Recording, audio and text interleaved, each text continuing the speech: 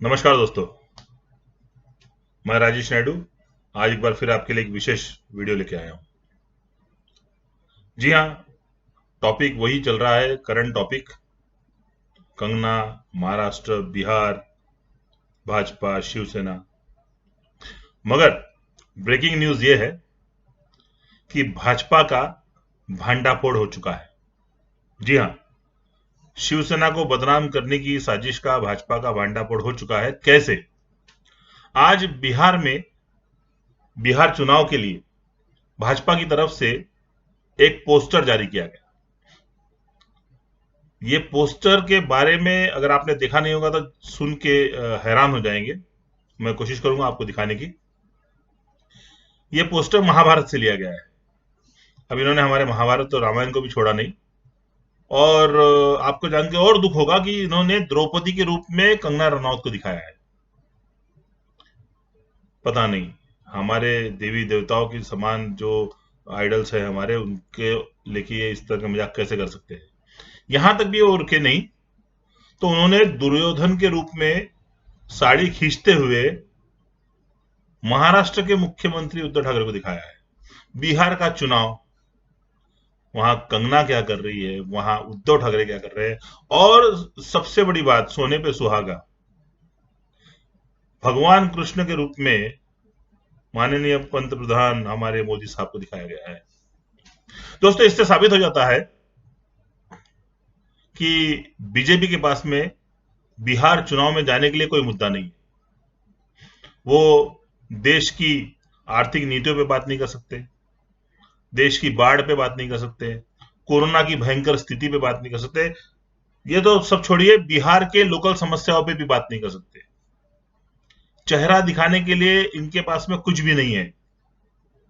इसलिए इन्होंने बहुत ही सोची समझी साजिश के तहत एक इमोशनल मुद्दा तैयार किया। और अब बिहार में वो इस इमोशनल मुद्दे को भुनाना चाहते हैं। एक्चुअली जो थिंक टैंक है बीजेपी का, वो एक तीर से दो निशाने करना चाह रहा है। वो एक ही समय पे महाराष्ट्र सरकार को बदनाम भी करना चाह रहा है और एक ही समय पे उसी के साथ में बिहार में अपना चुनाव प्रचार भी करना चाह रहा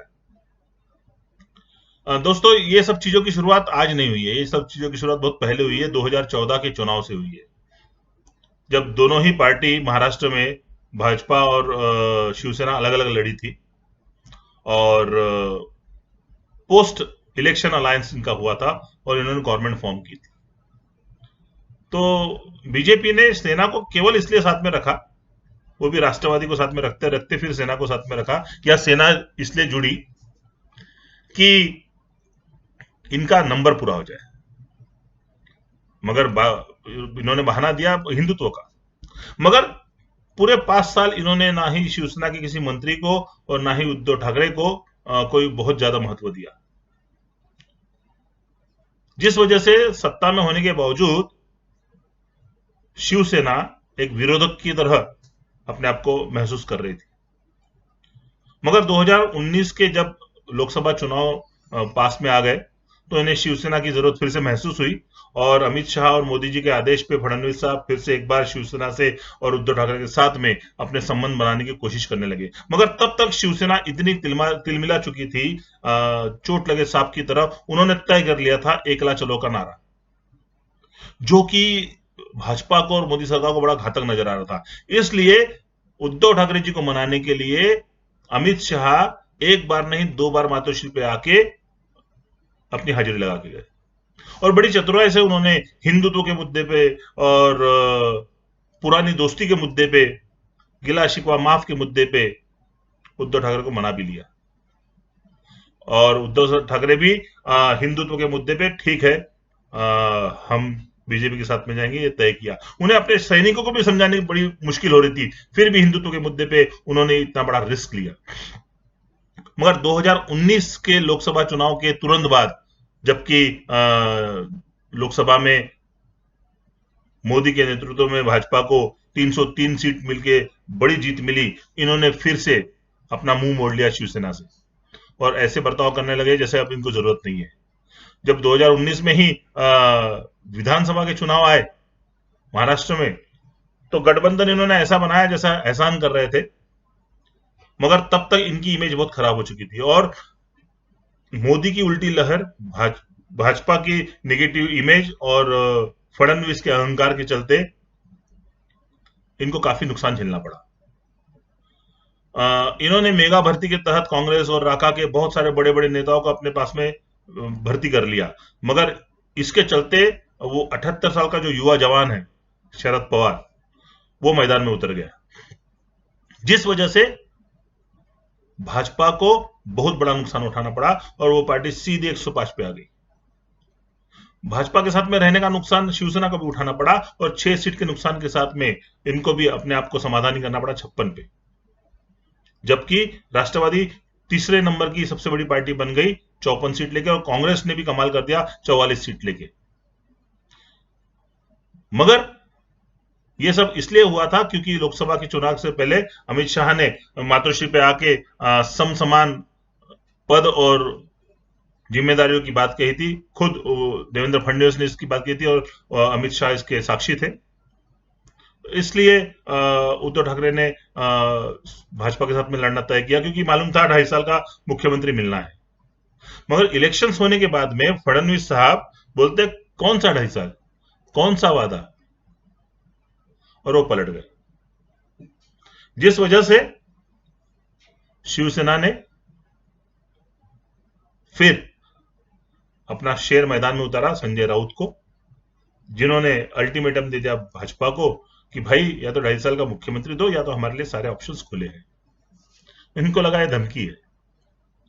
बहुत देर बनाने की कोशिश की, नहीं माने तो इन्होंने राष्ट्रपति शासन लगा दिया दबाव लाने के लिए, तभी भी नहीं माने तो अजित पवार को लेके इन्होंने सत्ता भी बनाने की कोशिश की, मगर बहुमत साबित नहीं कर सकते थे, पता था, इसलिए 3 दिन में वो सत्ता गिर गई और महाविकास आघाड़ी की नई सरकार मुख्यमंत्री उद्धव ठाकरे के साथ में बन गई।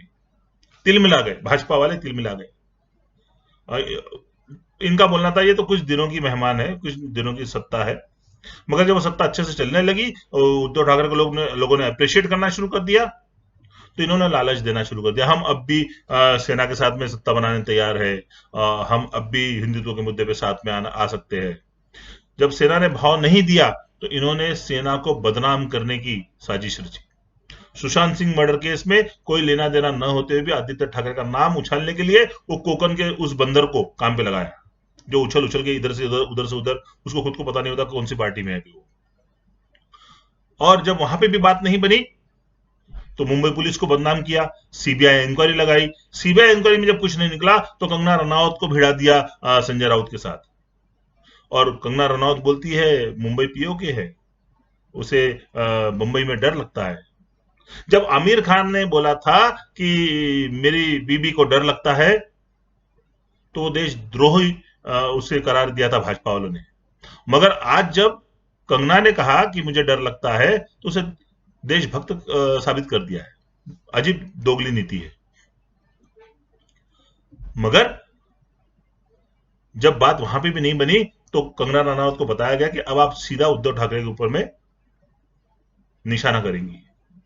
इस बीच बीएमसी ने 2018 से चल रहे मामले में कंगना रनौत के अवैध निर्माण वाले ऑफिस को तोड़ा तो बवाल मच गया। इन्होंने मुद्दा बना दिया देश भक्ति का, इन्होंने मुद्दा बना दिया औरत की अस्मिता का, और ये सारा इनका भंडाफोड़ हो गया जैसे ही इन्होंने आज बिहार में ये पोस्टर लॉन्च किया। इससे ये साबित हो गया कि ये पूरी भाजपा की सोची समझी चाल थी, क्योंकि कंगना की मां ने विधिवत रूप से भाजपा में प्रवेश कर लिया। कंगना आज की तारीख में उनकी स्टार कैंपेनर बन गई है, हर पोस्टर पे कंगना के फोटो है।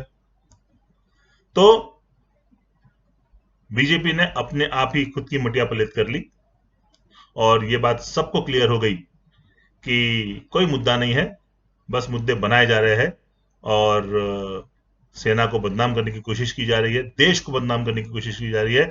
मगर अब देश की जनता समझ चुकी है, इसलिए सावधान रहे, सतर्क रहे, सुरक्षित रहे और अफवाहों पे ध्यान न दे। जय हिंद, जय महाराष्ट्र।